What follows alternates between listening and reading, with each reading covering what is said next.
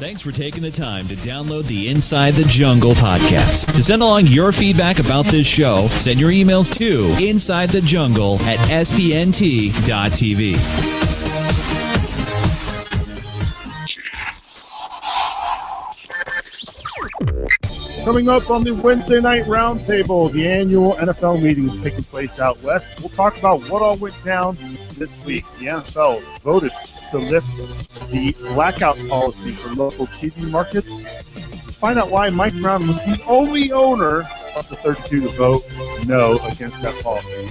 We'll also continue our position group series talking about the running backs. That's all coming up on the Wednesday Night Roundtable, part of the Inside the Jungle podcast. This is the Wednesday Night Roundtable with Nick Superling, Mickey Menzer, Anthony Cosenza, and Scott Bantel. Good morning, good evening, good afternoon, wherever you are around the beautiful world. It's the Wednesday Night Roundtable, live here at CincyJungle.com. Does it get any better than this? It's a Wednesday night, the last Wednesday of March, and we're talking Bengals, like we do every week here at CincyJungle.com. Glad you could join us for episode 189. I'm Nick Superling. The Fearsome Foursome are back. Yay! As we welcome in, fresh from the left coast, the one and only Anthony Cosenza. How you doing, man? It's been a while. Yeah, it feels like it, right? I wasn't here for what's my staple show, the free agency kickoff show. I missed it, but it's good to be back. We'll probably be talking a little bit more about that, and good to be hanging with everyone again. Glad to have you back. Looking forward to hearing your thoughts on all things Bengals here on the podcast. Fresh off daddy duty, how are things going there with the newborn Scott Bantel? Tired, Nick. I tell you, the second one's taking it out of me. But glad to be back on the show. Upset I had to miss last week, but excited to talk Bengals this week. Well, you missed for good reason. So hope your wife had a happy birthday. She did. She was with me. That's as awesome as it gets. All righty then. Fantastic. And last but not least, the one and only Mickey Menzer. Mickey, how you doing, buddy? Good. I'm glad to hear everyone's here. Babies are healthy.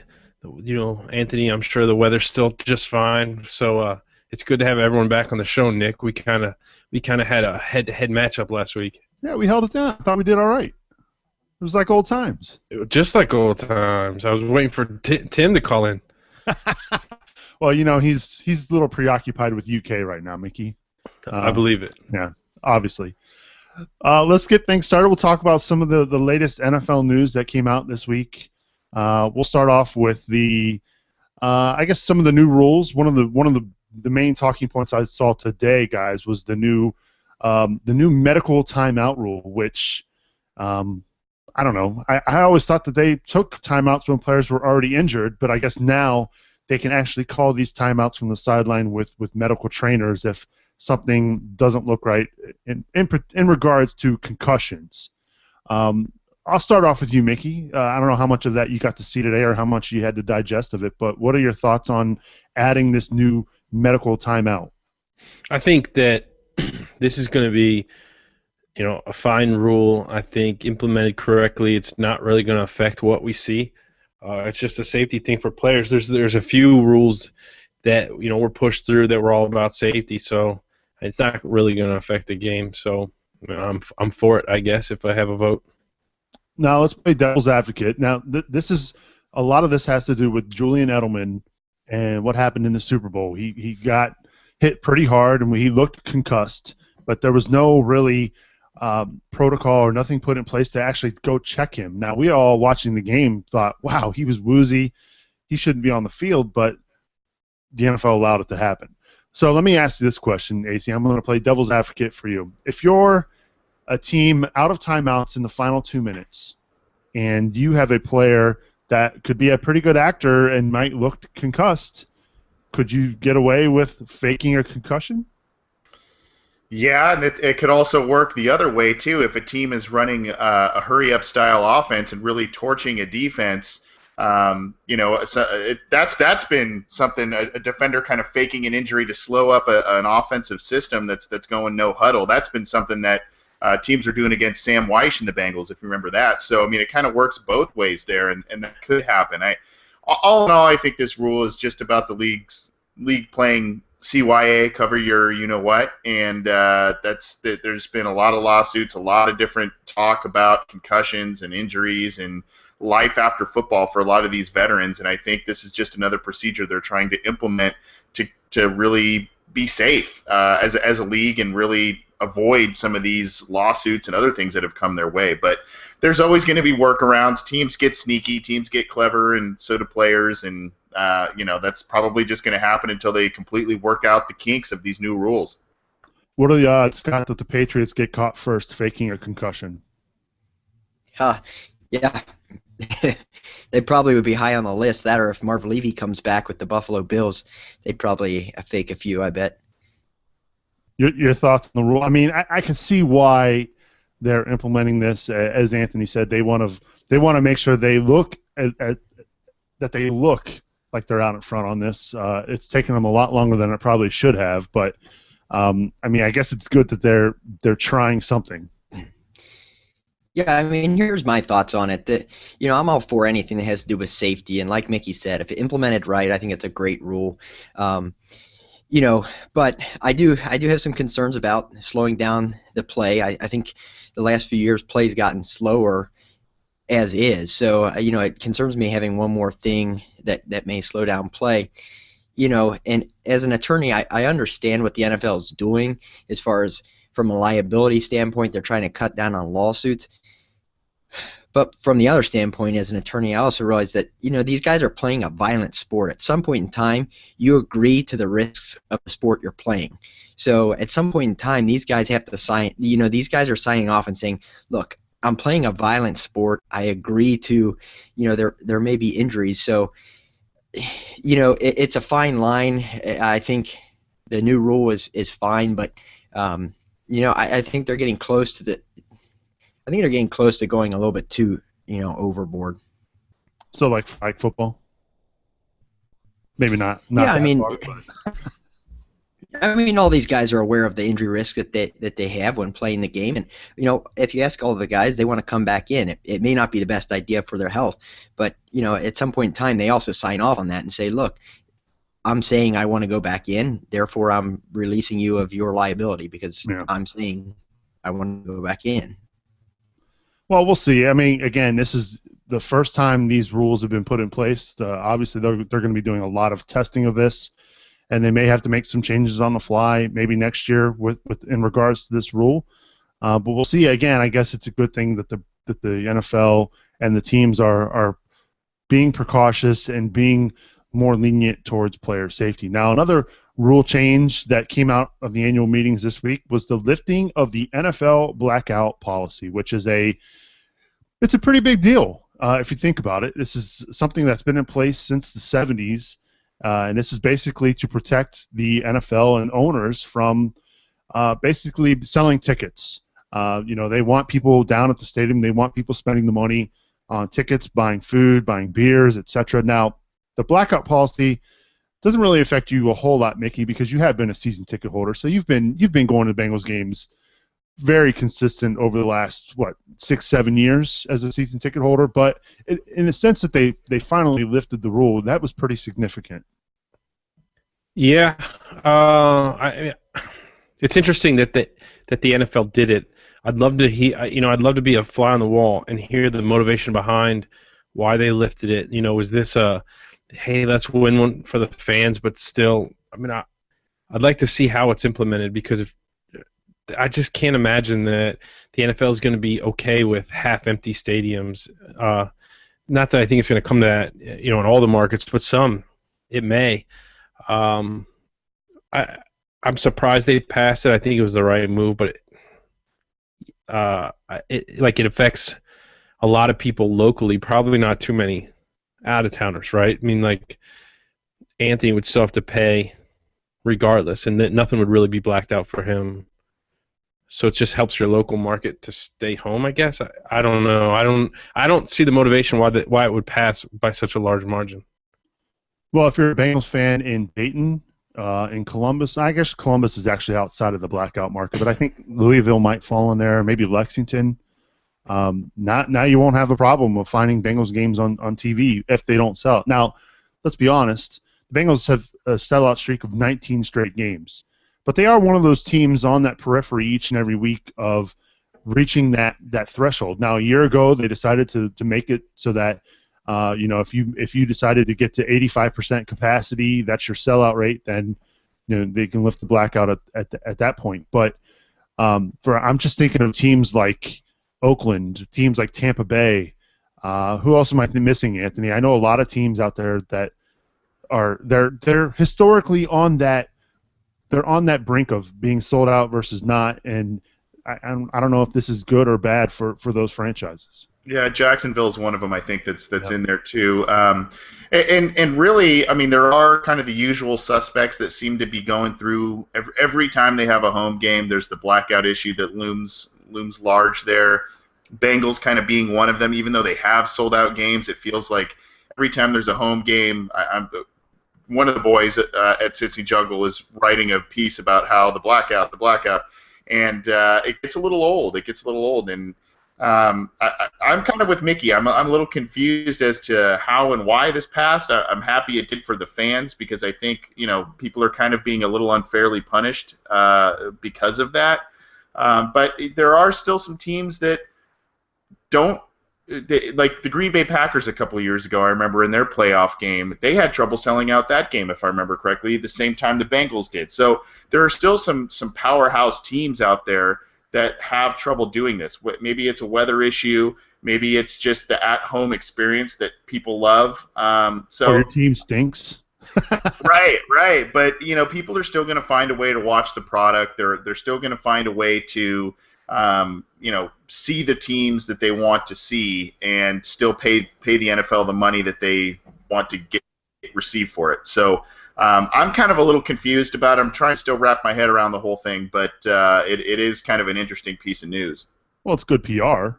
It makes it look like the owners are reaching out to the fans, which for a long time it always seemed as though that the owners didn't really care, and maybe that's not the right way to approach it, but it's still pretty significant, Scott. Now you'll be able to watch games every Sunday. Yeah, it's significant, and I think the reasoning behind it is, one, it's an archaic rule, and two, the money from ticket sales is minute when compared to the money they get from advertising and from the TV. So I think that was the driving force behind it. The NFL realizes the main source of their income is actually coming from the TV side. But they're also not stupid. Let's not, think they're going to lose money on this deal. I'd be interested to see what happens to things like the price of the NFL ticket over the next couple of years. It may be that you see something like that, the price goes up because of this rule. I don't think they're going to take a cut on their bottom line by lifting this rule. If their revenue goes down, they're going to come up with it some other way. So I think it's a good win for the fans. NFL games are getting to be so pricey. I think a lot of your fans can't necessarily justify the cost of going every week. So it's nice from that standpoint. But I don't think it. I don't think they're taking any loss by doing it. That's for sure. Well, the owners were pretty, I would say, almost nearly unanimous in voting this to lift this policy. 31-1. Was the final vote when it came to lifting the blackout policy. Now, would you guess which owner was the only owner to vote no against the blackout policy? Guess what? It was Mike Brown. Now, off the top of my head, I don't remember the last time that he did this, but it's not the first time, and it seems like it happens quite a bit where he's the lone vote against a new NFL policy. Do you remember the last one? Am I crazy? I'm pretty sure this isn't the first time, right, AC? No, you're right. I don't remember exactly what rule it was, but it was another one of those things where I think after he voted a certain way, you had kind of heard that there was a lot of eye rolls in the room and a lot of other people kind of going, "Oh boy, there's Mike Brown doing his thing again." So. You're not crazy about it. I might have to look it up. Scott, I think, knows what it is, but I don't really know offhand. But I vividly remember him voting against that. If I remember correctly, it's the rule that they put in place, and I agree with him, that the running back could be any runner could be penalized for lowering his head into a defender. I think that's the rule. I'm not 100% sure, but I thought that was the rule. You know, there's another one. When I remember this back before they had the big CBA issues. I believe I might have been in college for this, but they voted to extend the CBA, and it was 31-1 with Mike Brown voting against it. Which, by the way, the owners 2 years later decided to opt out of that CBA. So it was like, oh, maybe Mike Brown was right in the first place. So it wasn't just Mike Brown on that one. I don't think, Nick. I think Ralph Wilson was involved in that too. All right, so it was about 32. You know, a lot of times those two were the two that stood together. And I think your last point is probably the most significant. You know, what everyone reads in the headlines is that they voted to make something easier for the fans, and Mike Brown was against it. But there was also some piggyback stuff on this about revenue sharing and things like that.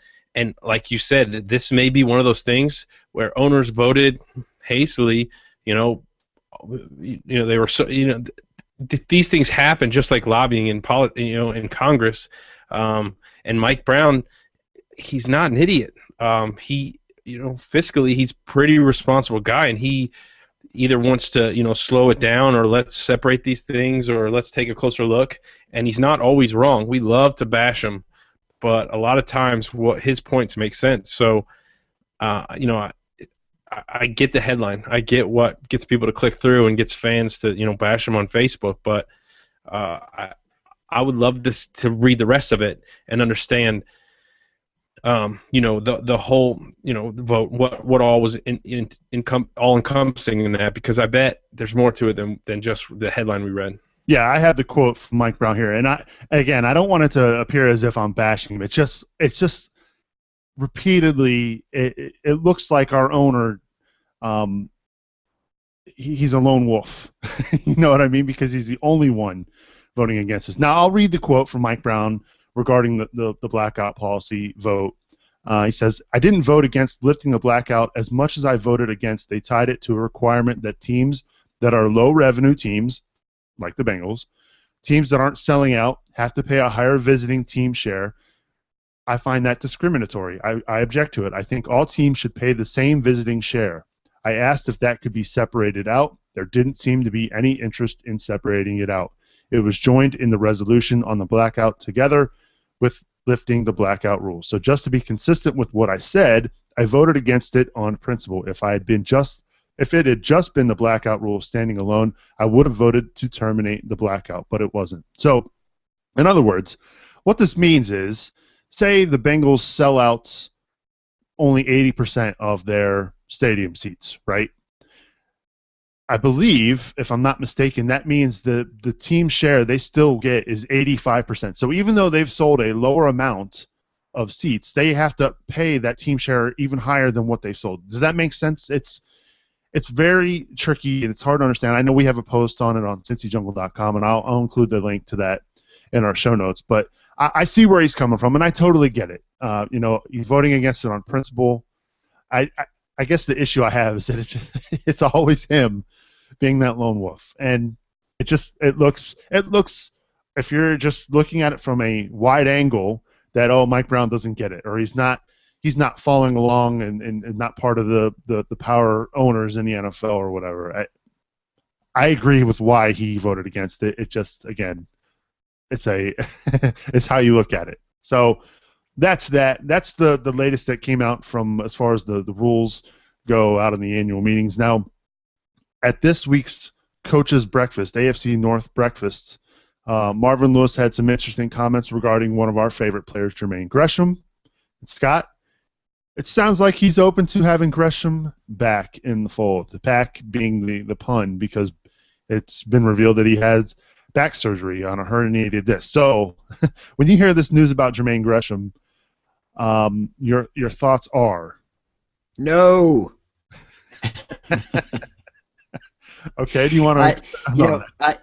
I didn't. I'm going to be honest. I didn't hear his comments. I read that he made something along the lines, a comment along those lines on Twitter, but I didn't hear the comments. But I've been concerned. The longer that Gresham goes unsigned, the more and more likely it is that he comes back here on probably a short-term, low salary deal, which, I guess, it's not that he's a terrible player. It's just maybe I just don't like the guy. I don't trust him. I don't trust him between the ears. I don't trust him holding onto the football. I would like a clean break from Jermaine Gresham and get a new tight end in. Mickey, I know you're no I mean it's Gresh, right? I mean he's aggravating, but at the same time this guy has shown flashes of being that first round talent that we drafted 4 or 5 years ago. Your thoughts on the Bengals looking to possibly bring him back? After an interesting 2014. There is a price for everything, right? So I think Jermaine Gresham would be the right player for a certain price. The longer he's available, you would think that his price, his price comes down. The guy's got the tools. You hope he puts it together.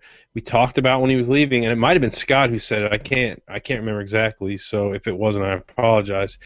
But he could be one of those players that goes somewhere else, and he does put it together. And then there's this outstanding player that you're not necessarily passed on, but what could have been kind of thing. If I'm the Bengals, they've got, and you look at what's coming up in AC the next 2 years, they've got some big names that they've got to get signed. And I know they have a lot of cap space, and we always mention that here on the program, that they've got a ton of cap space, yet it seems like they don't do anything with it. But there's a lot of big names these next 2 years that they need to get signed. So if you're bringing Gresham back, is it for more than anything than the veteran minimum at this point? Because they do have so many other areas that they need to address. Yeah, I mean, a player like that's going to get more than the veteran minimum. How much more, I don't know. I mean, he was a former first-round pick. He has been at least statistically productive. The back thing is probably what's holding everybody back from signing him. You saw Kellen Davis, the other tight end, go off the market on Wednesday too to the Jets. That was a guy. He's more of a blocker, but he's a big guy. And the Jets took him off the market, and I don't know the contract details there, but I would venture to guess it's probably more than the veteran minimum. I mean, a guy like Alex Smith is a guy that you would give the veteran minimum to. Right. I don't think Jermaine Gresham is a guy you would give veteran minimum money to, but you might have a cheap deal, 1-year deal, prove it, and kind of put a little Band-Aid over things this year. And the good news is if you do sign Gresham, that continues to open up the draft even more for you to have a little more fun. So that doesn't make tight end such a high priority, but you do have Tyler Eifert coming off of injury. You've got Alex Smith probably retiring or not being re-signed, and a couple of other guys behind that. So the Bengals really need to address this position. I wouldn't mind Gresham being back, but if he's got a back issue now, then you're just adding another guy that's recovering to a group that's already ailing in the first place. So I don't know. I have mixed feelings about it, and I also thought it was interesting, Nick, that Marvin Lewis called him a man of many, many, many, many, many, many emotions. It's kind of weird because you see that correlate with his play on the field. Sometimes he's this really aggressive, I'll mow you over and no one's stopping me type of guy, and other times he plays timid and scared to make a mistake. So I don't know. I've just got a lot of emotions with this player. I think all of us do. I don't mind the I'm going to lower my head and mow you over type guy, but what I don't like is while he's doing that, I don't like I better turn around and look on the ground because that's where the football is, because that seems like it does happen quite a bit with him when he plays like that. Look, he was drafted in the first round. There was a lot of hype, when they brought him in. He has shown some flashes of brilliance, but at the same time, he has alienated a lot of the fan base with the way he's acted, the way he, whatever happened in the locker room this year with Dave Lapham on the radio, that didn't seem to sit well. And from what I've read and from what I'm, hearing from the different circles that I have been listening to, is that the coaching staff isn't all that keen on bringing him back. But like Mickey said, I guess if the price is right and they can get him in on somewhat of a cheap deal, I think it's worth it, considering what this guy still is a first-round talent, and maybe it works out. But again, it's not. I don't think the Bengals are going to sign him to a long-term deal. I don't think it would be in the Bengals' best interest this off season. So we'll see how that plays out throughout the many weeks. Again, he's coming off back surgery, so we'll see how that goes. Maybe if he's still unsigned when training camp hits, maybe something gets done with Jermaine Gresham, but we will see. So make sure you check back to Cincy Jungle for all the latest on Jermaine Gresham, because that's clearly the biggest headline going the rest of the offseason with this team, right? I'm kidding. Let's move on. Let's talk about the running backs. As we continue our position group series, we took a couple weeks off talking about the position groups. We've got a couple more left. The running backs. This year, a lot was made of Giovanni Bernard getting the bulk of the carries after taking over from BenJarvus Green-Ellis in 2013. And in 2014, Mickey, I don't know what happened with Bernard, but it seemed like he had a significant sophomore slump. I don't know if it was the blocking scheme in front of him. I don't know if it was just a second year kind of thing, but I think for many of us, and I think all three of you would agree, that I think Bernard's year was somewhat of a disappointment in 2014. Your thoughts on him and in the running backs overall? It's tough on Bernard. You know, people had film in year two. You know, behind the law firm, he was coming in, spelling them, you know, doing a lot more on the perimeter. Just a totally different thing. We weren't handing him the ball up the middle as much as we hoped. So I think that you know, once we established Hill, there was health issues, you know, in the backfield seemed like for the remainder of the season. But you know, Giovanni Bernard is special because he is that kind of change of pace back, and I think we misused him at the beginning of the year. And I would also argue that the coaches lean on him when we probably should have just had Hill in there from the beginning. So I like our running back group, but I'm going to, you know, as a unit, and we may have discussed this before, Nick. I don't remember. We include the coaching. We include like that phase of the game, right? Right. So I'm going to have to give it a C because I think we failed to use our backfield the way that we should have the whole season. I think. I mean, it was unfortunate at the end of the year with the injuries when you have, you know, your fourth string running back kind of carrying the load, but you know, in the playoffs. But I think that if had Hill been the guy from the beginning, we could have seen some crazy numbers from him. So that's why I'm going C. Yeah, I would have liked to have seen Hill from the start as well, knowing what we know now. But, you know, going into 2014, AC, you know, a lot of people were very excited about the thoughts of Bernard being the feature back after what we saw a couple years, you know, back in 2013. What comes to mind is that run against Miami, that he broke a ton of tackles and switched the field and made a spectacular play in prime time. You know, I remember a game against Carolina this year. He broke, I think it was an 85-yard touchdown run. But, you know, outside of that, the only thing I seem to really remember about Bernard was him getting blown to shreds in that Colts game when Dalton just absolutely decimated him with that pass. There were a bunch of great highlights and a bunch of negative highlights for Bernard. And my disappointment with the running back group didn't really lie in Bernard's performance. My disappointment lied is in the fact that the team drafted Jeremy Hill, and when I saw that, that's when I knew. I said, you know, even though everybody's saying Giovanni Bernard's going to get a lot of carries this year, he's going to be the feature back, I really think Jeremy Hill's going to get a lot of carries, and that didn't really happen until really the last 8 games. So, and that really the catalyst to Hill getting a lot of carries was Giovanni Bernard getting hurt. So, right. That kind of was my biggest disappointment with the group. But I mean, if you have, I think if you look around the league, those are two of the best backs you could have in your backfield as a 1-2 punch. I just think that there may have been. I think Giovanni Bernard is a great player, but I think there might be a little bit of an overvalue going on there amongst Bengals fans. I don't know that he's ever going to be the guy in an NFL system. I think he's probably a good supplemental guy. He's going to get a lot of touches. I think he's a more of a receiving back. Maybe do some creative things with him. We've talked about that. I'm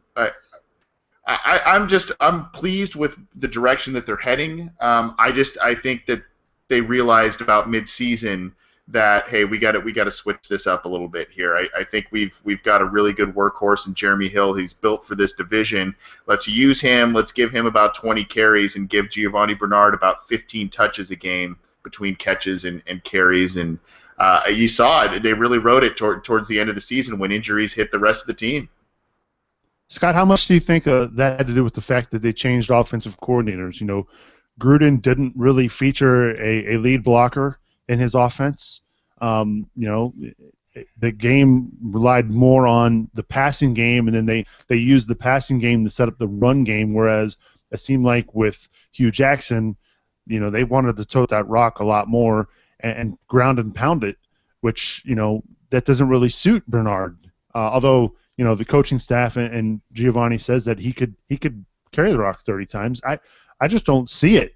And you got a guy like Hill who they drafted, you know, in the second round a year ago, came in and just did an outstanding job. I just wonder how much of that had to do with the scheme versus fit with Bernard.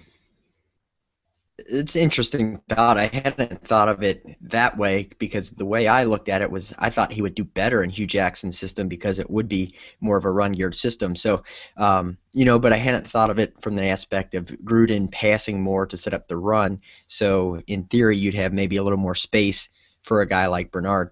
You know, I don't see why he can't be the lead back. I'm not really sure why it didn't work at the beginning of the year last year. I don't know if it was the offensive line. You know, at the beginning of the year, it didn't seem like they were opening up holes for the run game. You know, he got injured. That's when Hill stepped in.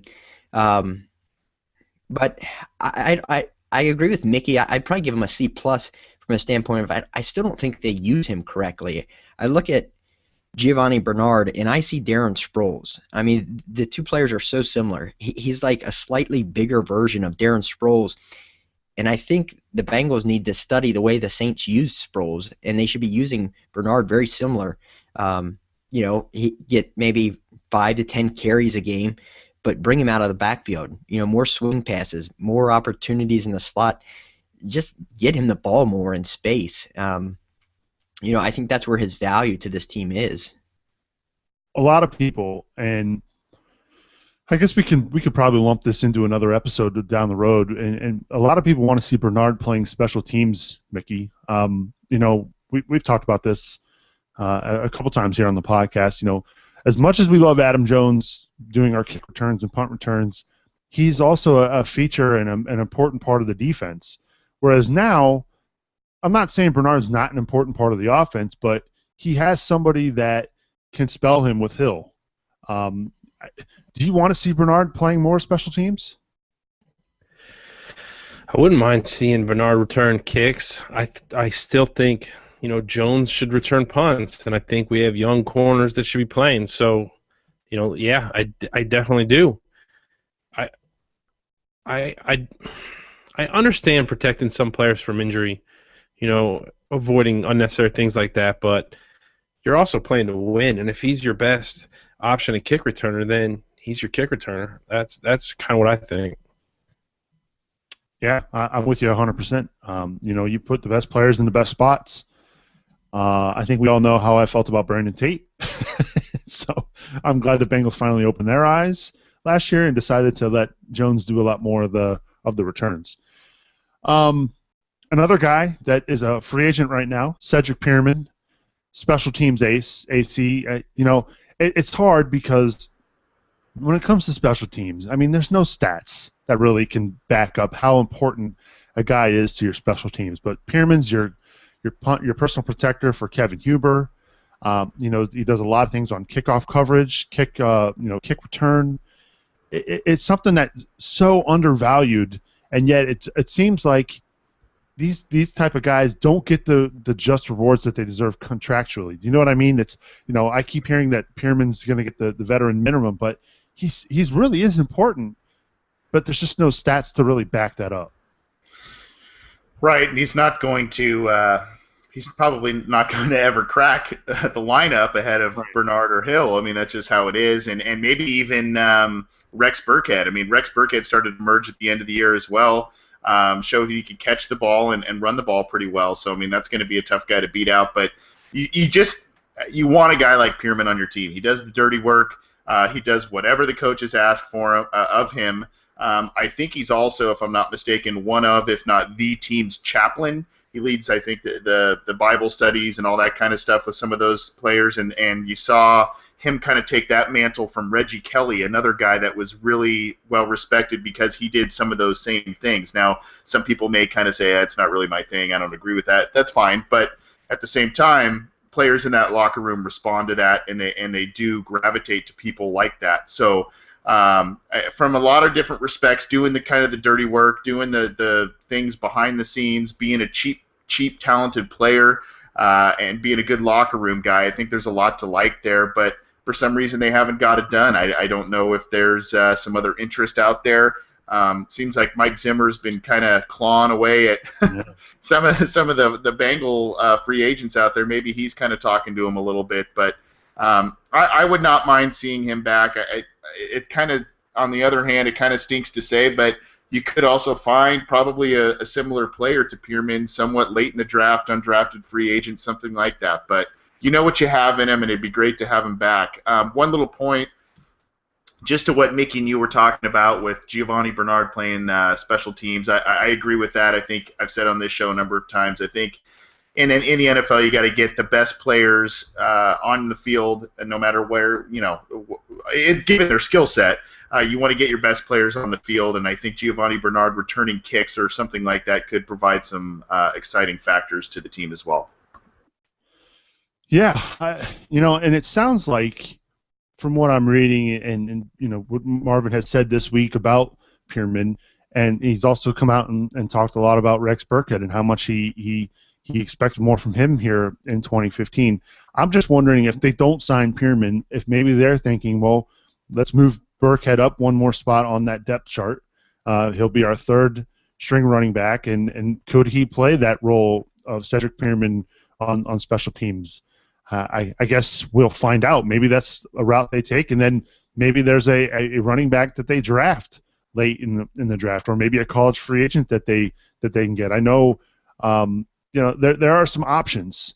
I mean, as much as Pearman is loved in the locker room, and as much as he's had a really good impact on special teams, again, it comes back to that value point of view. And how much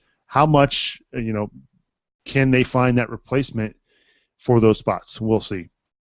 I know, Mickey, you kind of already gave your letter grade. So you're thinking C overall for the group.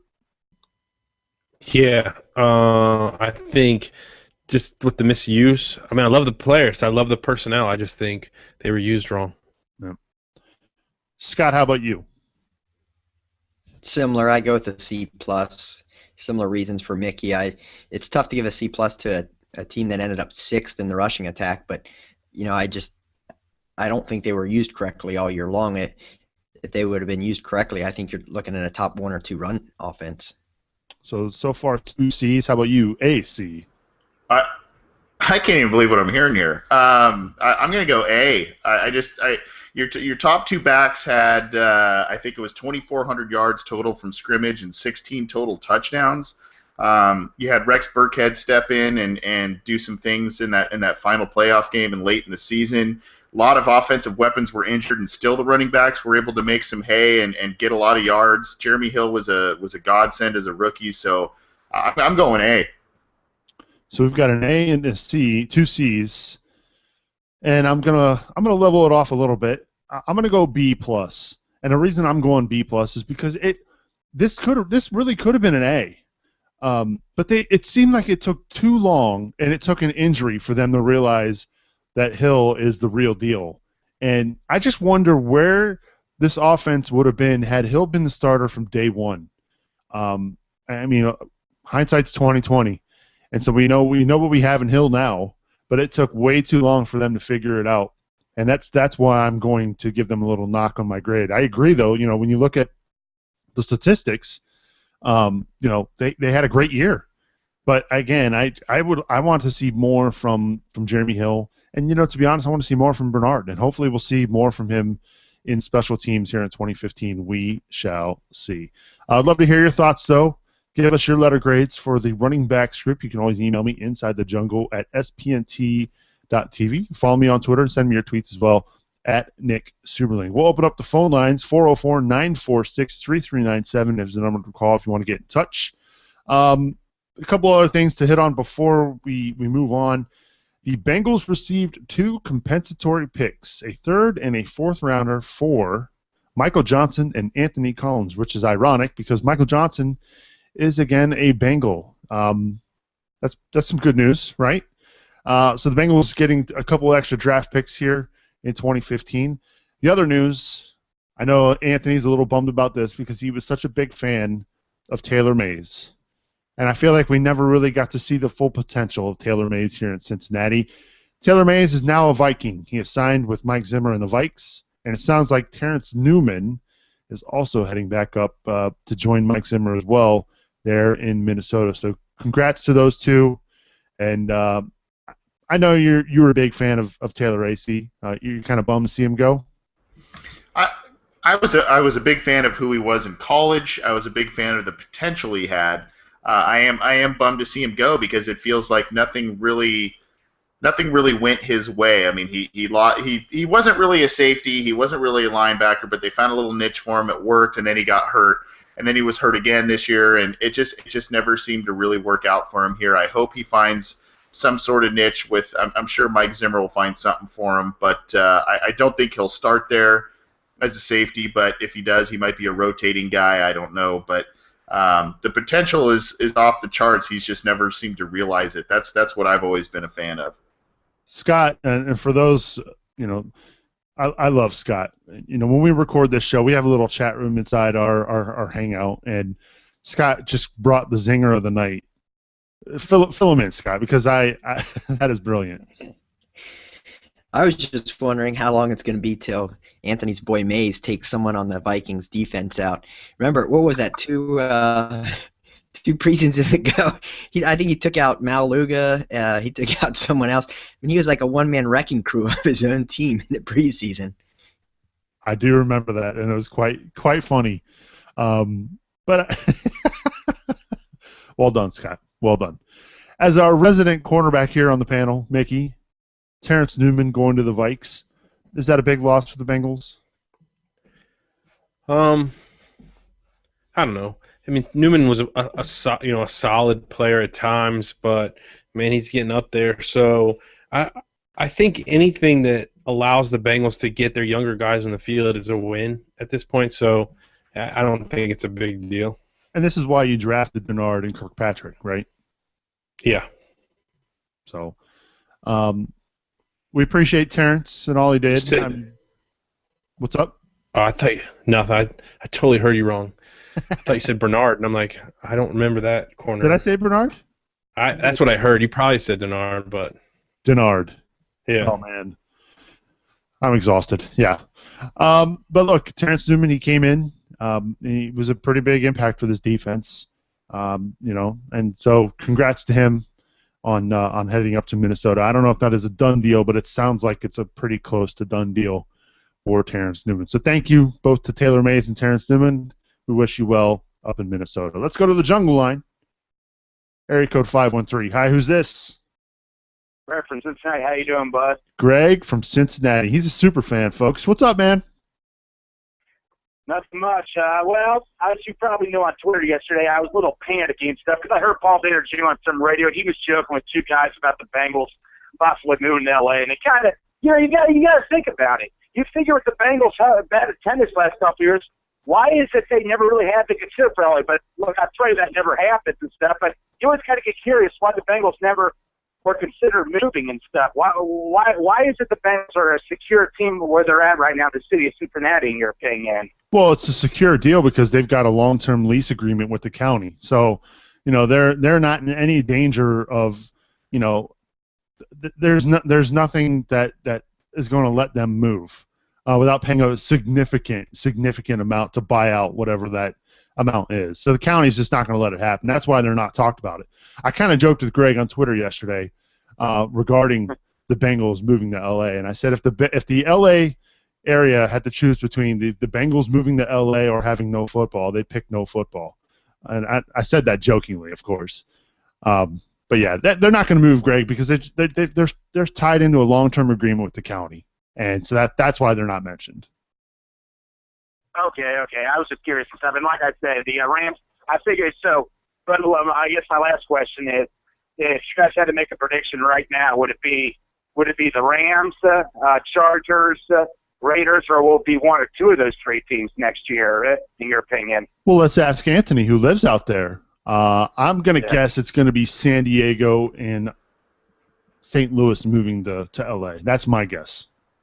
Each dog has a say in the fight there. It's kind of weird. I mean, the Rams and the Raiders have the ties from when they were actually there to come back, and that's kind of where initially I go, yeah, I think it's going to be one of those two teams, maybe both. I also am privy to a lot of local San Diego sports talk radio, and there are a lot of passionate fans in San Diego that are petitioning to keep that team there. And so deep down, I think San Diego might keep that team.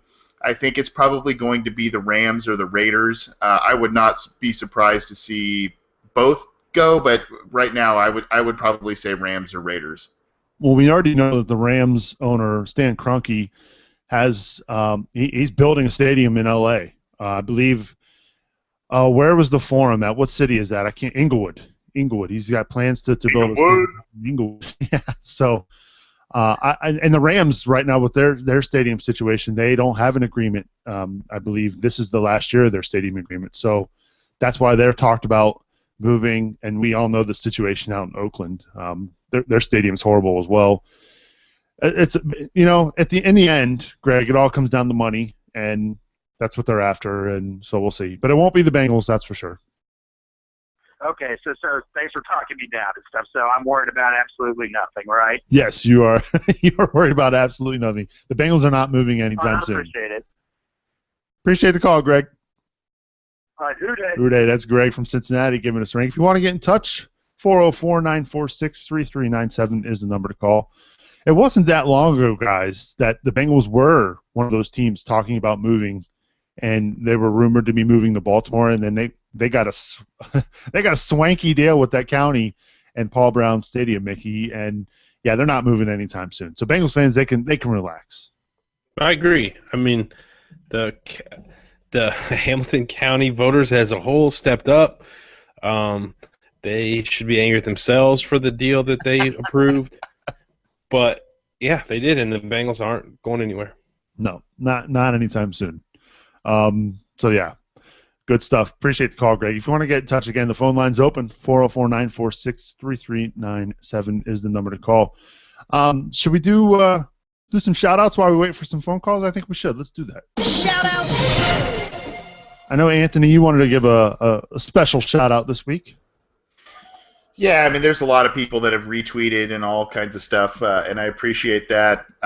You guys talked a little bit about it last week's show, I guess, but I think today Devin Still officially announced that his daughter is in remission of her cancer. So big props to the Still family, Devin Still, Leah Still. That had to be a trying situation, obviously, but it seems to be ending happily, and that's awesome to see. So that's kind of my shout out. I'm not being cute and funny this week, I guess.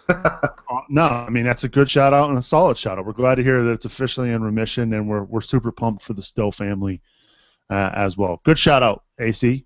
How about you, Mickey? You got one this week? I do. Nick, I'm going to be on another podcast on Saturday, so I'm going to go ahead and shout them out. I'm going to be doing a show called Football is America, where I'm assuming they talk about football and stuff, and their Twitter handle is American football. Okay. Yeah. Their Twitter handle is at FBIA Podcast, and I don't know when the show will air, but I'll be on it. Awesome. Kudos, man. We'll make sure we post a link as well over at CincyJungle.com. You know that. Yes. How about you, Scott? You got a shout out? Yep. I got a shout out for a new follower today, Greg Luther at Gregor09. So that's Greg from Cincinnati, man. Yeah, good shout out. Yep. And then I'm going to give a reverse shout out, one of Mickey's shout outs. I'm giving the reverse shout out to our boy Fatal Content, because he's been missing from the show. I don't know if he's down there just weeping, watching his heat or what, but we haven't had a call in with a question lately. So, if Fatal listens to the show, Fatal, where are you, brother? Oh, yeah, it has been a while. Maybe we'll catch back up with him next week, drowning in those the heat sorrow down in South Beach. Good shout-out this week. I'm going to give a shout-out, and I know I just recently gave Simon a shout-out, but I'm going to do it again. Simon Hunter is a Bengals fan over in England, huge fan, and he started his own NFL podcast called Next Fan Up, and he's part of the Superfans group there from the ESPN podcast. So gonna give a shout out to the Next Fan Up podcast hosted by Simon.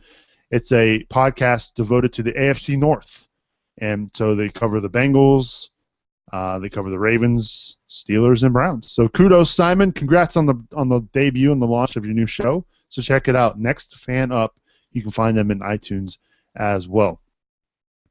Let's see here. Oh yeah, I'm going to give another shout out. Thank you for reminding me, Mickey. Today, got a tweet today from, and I apologize, it's taking me a minute to bring this up. I'm going to do it. Caleb Pearson. I'm giving him a shout out because this week was his 21st birthday. So happy birthday, Caleb. And here's your shout out here on Inside the Jungle. He got shouted out because he sent me a tweet asking for one. So if you want a shout out here on this program, all you got to do is send me a tweet, send me an email, and we will shout you out here on Inside the Jungle. We've gone about 50 minutes here. I think it's time we wrap things up for episode 189. Final thoughts as we welcome you back, AC. Glad to have you back, man. We missed you.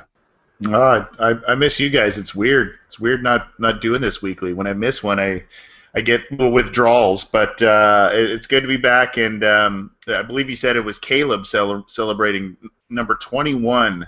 And man, I hope he enjoys that because my 21st birthday was epic, and I wish I was 21 again. But, yeah, but no, good show, and I want people to keep their eyes out and hopefully get behind a potential Pat Sims signing. I'm a big Pat Sims guy, have always been, and if they bring him into a rotation and or competing for a spot, I would be on board with that. I like it too. I would hope they bring him back. Add to that depth, and he could be a big impact. And I agree. Glad to have you back, though, AC. Appreciate all you do for us here on the show and at the site. Good stuff, as always. Final thoughts as we wrap up. Mickey Menser. Nick, we're inching ever closer to our live show. I'm getting pretty excited, and I'm thinking of little things that's going to make that night pretty cool. So I'm pretty pumped for that. I'm glad that's going to happen. Yeah, we're coming up on just a little over a month until April 30th at Lachey's Bar and Over the Rhine. I'm going to announce, and I guess we can announce it now, because we'll be doing the live show starting at 8. There's not going to be a whole lot of time as far as visiting with fans and whatnot. So I'm going to host a meetup beforehand starting at 6 down at Lachey's Bar. So if you want to come out and hang out with us, we'll be there. We'll be drinking some beer, having some fun, talking about the draft, talking about the podcast, talking about the Bengals. So if you're a fan of the show and you want to come down for our meetup, it'll start at 6 o'clock at Lachey's Bar. We'll then start the show right at 8 o'clock as we always do for the draft. So good stuff. I'm pumped. It's going to be a lot of fun, and I know Scott's pumped as well. And, again, I can't thank you enough, man, Scott, for getting it set up. It's going to be awesome. No problem. It's just my close personal relationship with Nick and Drew Lachey that, of course, that really secured the deal. But reminder to the fans, Nick has promised to go shirtless for the live show at Lachey's. So that'll be bringing the ladies down there in a couple weeks.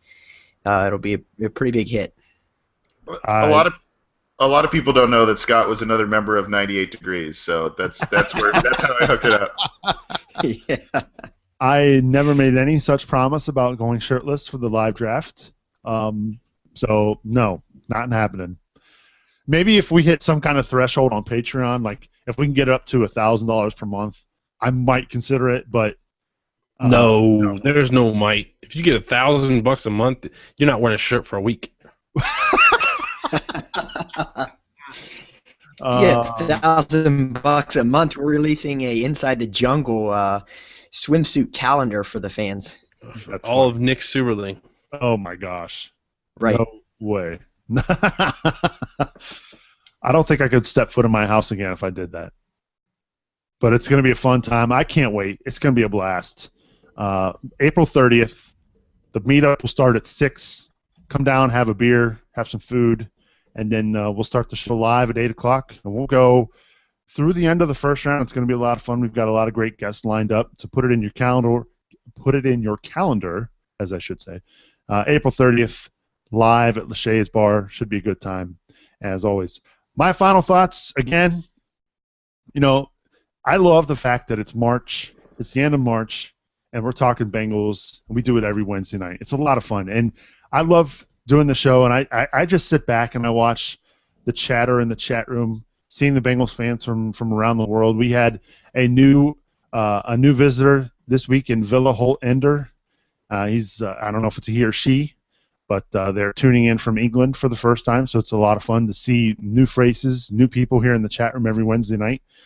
Make sure you come out and every Wednesday at 8 o'clock at cincyjungle.com. We record this live, so come out, check us out, and watch. It's a lot of fun. If you can't make the live show, you can always download the show via podcast on iTunes, Stitcher, Smart Radio, wherever podcasts can be downloaded, wherever on-demand content can be found. Again, we appreciate all the support. Inside the Jungle is a listener-supported show. We need a lot of help getting ready for this live draft show. So check us out over at spnt.tv/Patreon. Anything that you can send our way to help support what we do here on this podcast will go a long way in helping us get all we need for that show. We've got to get some headsets. We've got to get some banners made, some equipment for the show. It's going to be a lot of fun, and we're going to make it sound really great for you listeners, and we can't thank you enough for your support, as always.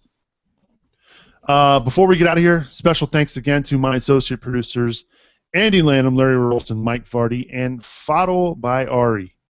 Inside the Jungle is an SPNT production. For more information about our other podcasts, log on to spnt.tv. And as always, you can check out our amazing Bengals content over at cincyjungle.com. For AC, for Mickey, for Scott, I'm Suits. Hey, we'll see you next Wednesday night for the Wednesday Night Roundtable. Good day, everybody.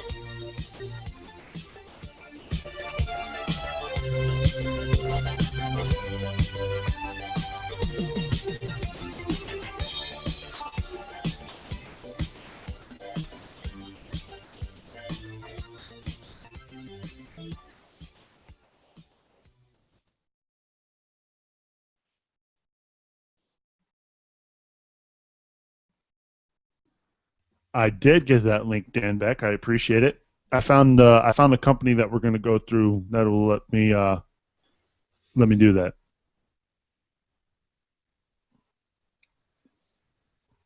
We should probably make. Mickey had the idea of the shirts. We should probably get some shirts that say "Inside Jungle ...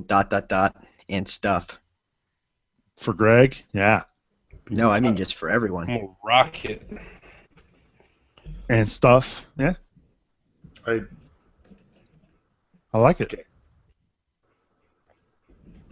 Because we do talk about other things, like your kids, Scott.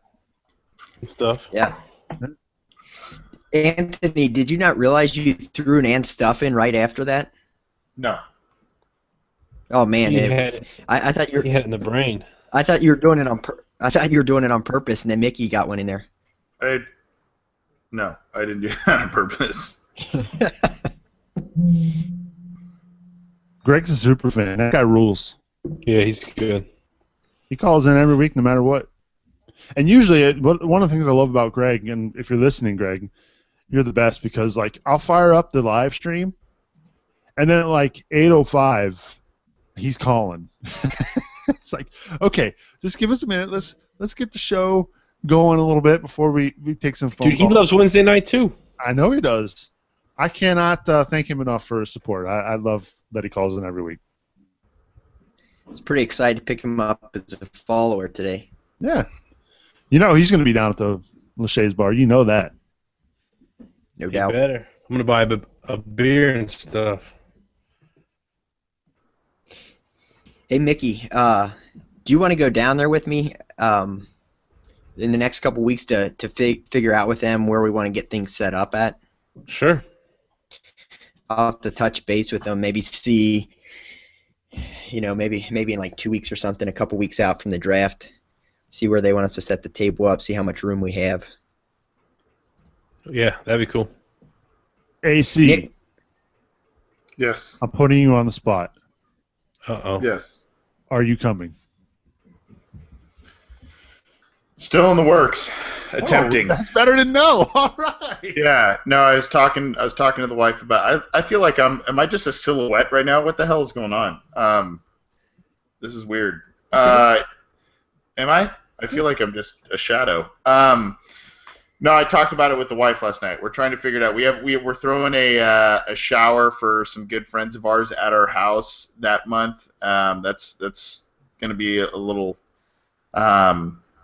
costly and or time consuming. But we're talking about it. It's still being kicked around. So I might be coming either with her, my brother, something like that. I don't know yet if I do go. So I'll let you guys know. I'm hoping to finalize it in the next week or two if possible. Awesome. That is so much better than the no I was expecting. No, it's not a no. It's not a no at this point. Well, not yet, at least. Well, it's not a no at this point. No, I'm still trying to just coordinate everything and making everything work. So, all right.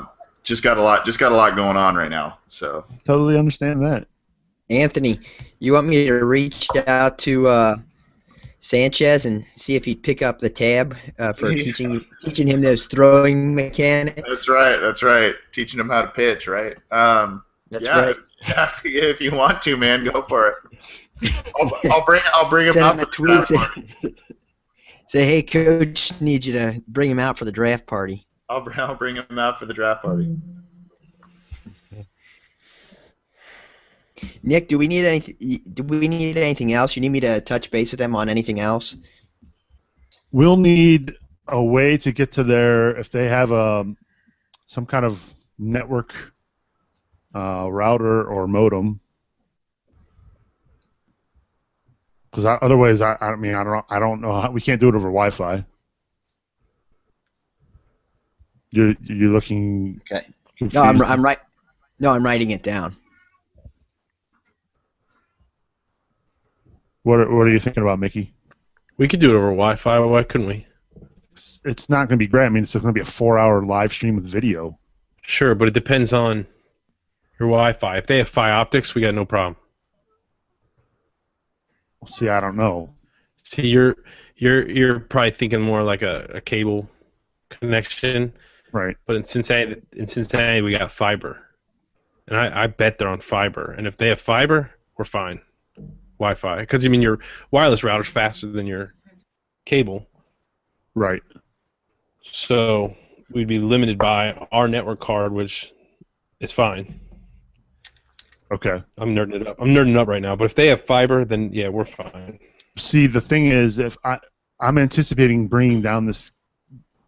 Well, Doesn't matter. See, I could set up a spot on the desk where we can all plug into. okay. If their Wi-Fi's fast enough. So if they have Optics, we're good. We're golden. All right. I guess that's one piece of information we'll have to find out. I'll set up all that part. You don't have to worry about that. The thing, because we're not going to be streaming this with a Hangout. Because I'm going to be using a software called Wirecast, which is going to allow for us to switch cameras. All right. Because otherwise, because Cody's going to be there as well. There's 5 of us, and I'm hoping to get Jeff Hobson to come down, which would make for 6 of us at a table. We're going to need multiple cameras, and with the Hangout, we don't have a way of switching cameras easily. So if I don't go, how would I not be able to participate? No, you would be. We'll still do You a can't even Hangout. talk about it if you don't go. What we would still do this. Touche. We would still do this Hangout, but we would capture your video and Wirecast and stream it that way. Okay. So you wouldn't do anything differently. Okay. But yeah, that's another thing. So, but the thing, Wirecast software, I mean, I have it installed on this computer, so I was thinking about just bringing it down. I don't know yet. But the big thing, we got to have internet. I mean, that's a killer. If we don't have internet, then this is a no-go. Yeah. I'm sure they've got to have something. Yeah, I mean, at minimum, we hardwire into whatever they've got there. You know. I don't think they would have committed to having us if they didn't have something for us to. Right. I agree. I'm sure they've got to have the interweb. Yeah. Interwebs. Right. Yeah, I don't know if we're gonna have to bring tables down or if they have tables. I'll ask them about that. But Yeah, I mean, would- we have to. We can bring tables. I mean, I've got. You know what you don't need to worry about? Drinks. Beer. I'm waiting. I'm on the edge of my seat. I know. I'm on pins and needles. Please. I said it. I must have cut out a shirt. You're good with that, Nick. Just wear some nice pants. You don't need to worry about a shirt. It's a pants party. What are you talking about? You're going shirtless. Oh my God, I am not. Yeah. I can't wait to watch. Nick's gonna be serving beers from the beer tub. He's gonna have the biggest tip jar there. He's gonna be sticking his hands in that ice cold water. The ladies are gonna be going crazy. Oh crap. No. No one's gonna need a bottle opener with Nick's. Oh my God. That's freaking dirty, dude. No. Oh man. Oh, this is what the after shows come to. No kidding. But I'm Oy. it's gonna be a good time. The company I'm going through to get the headsets, I had to get like renter's insurance in order to rent these things. So, been working on that. Going to work on getting a banner made for us. I can't decide if I want to put it like at the front, in front of our table, or up like behind us, like you would see at like a press conference. So, and the other thing too is we're going to have to bring some sort of lighting down so we can be seen. Because in a dark bar, I'm sure it wouldn't be, I don't, especially with the web cameras we have, it won't. We'll need some lights, which my wife said she's got some for us. So. Well, I want close up. Oh yeah, one last thing before I'm gonna have to hop off here. But do you want me to reach out to like? I know we talked about this before, but like since these shirts, I don't know if Josh and the guys want to do anything like Cincy Jungle shirt wise, but about doing the inside the jungle T-shirts through them. Yeah, I mean it can't hurt. I'm not. I mean, maybe they if come I- up with something clever. If I come out there, I can also have some shirts made for everybody. Cincy Jungle shirts. I don't have the logo for ITJ, but I have the SB Nation Cincy Jungle one, and I can make us like white shirts with that logo. Tank tops. Or I could do the hats again. I've got some leftover shirts as well that I'll be bringing down and handing out. But I'm not doing a tank top because I don't have the frame for a tank top. Oh, What about tank top. what about a tube top, Nick? Even worse. That would be awesome. Inside the jungle, written right across there. Oh, sweet God in You're heaven. crazy. Hell. no. Where is Over the Rhine at, Mickey? You remember where the riots like were just in north. Cincinnati? Where the what? The riots were? The race riots? No. So, yeah, just north It's like west of the city. it's like just north of downtown. Sounds beautiful. So It is now. Yeah, they built it up. is that okay? So in the little downtown, I've been to Fountain Square. I've been to that kind of area. Is it by there, or is it a little No, further It's from there? about like eight blocks north of Fountain Square. Yeah.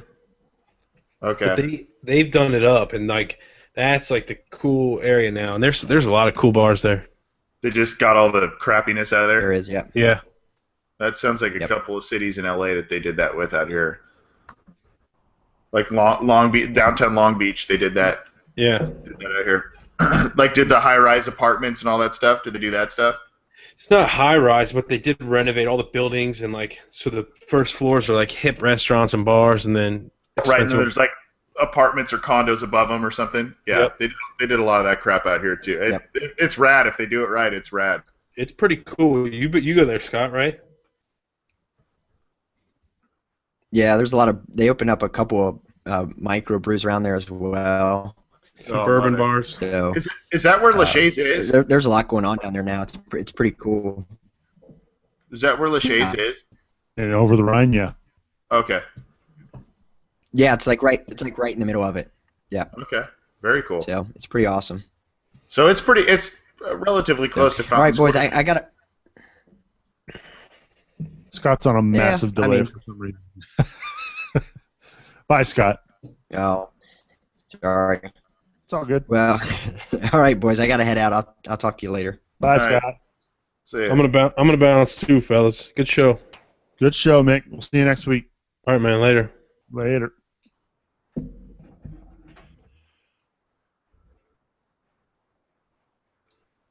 You sticking around, Nick, or you got? I got 4 more minutes.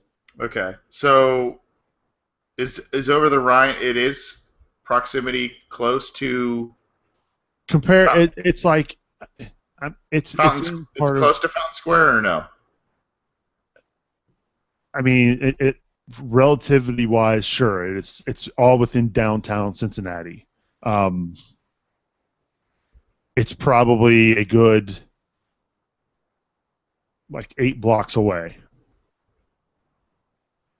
If that helps at all, it's probably a 5 to 6 minute drive from Fountain Square. And walk wise, what is it? 15. 15, 20 minutes maybe. Okay. All right. Yeah, I mean it's just a real small part of downtown. All right.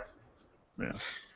So I hate to keep. I'm not keeping. Not meaning to keep stringing you along. I'm just trying to figure out everything, man. There's just a lot going on, and work's been nuts, and so I'm trying to figure it out. I really want to make it out there. I'm trying to make it happen. So I'm not trying to string anybody along. I'm just. I trying to make it totally happen. understand, man.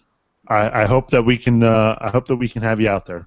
Yeah, it'd be so fun, dude. It'd be so fun. So we're talking Thursday for the actual show, right? Yep. Okay. And then we could do whatever the rest of the weekend.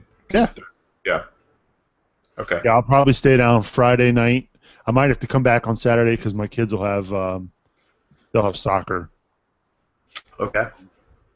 Okay. And my kids are actually going to miss school for this. They're going to come down. So if I stay, I've stayed at the Millennium before, and I really like that hotel. If I stay there downtown, would that be a decent spot or no? To be honest, I'm not sure where that is. Okay. That's near kind of the Fountain Square-ish. Oh, then yeah, fine.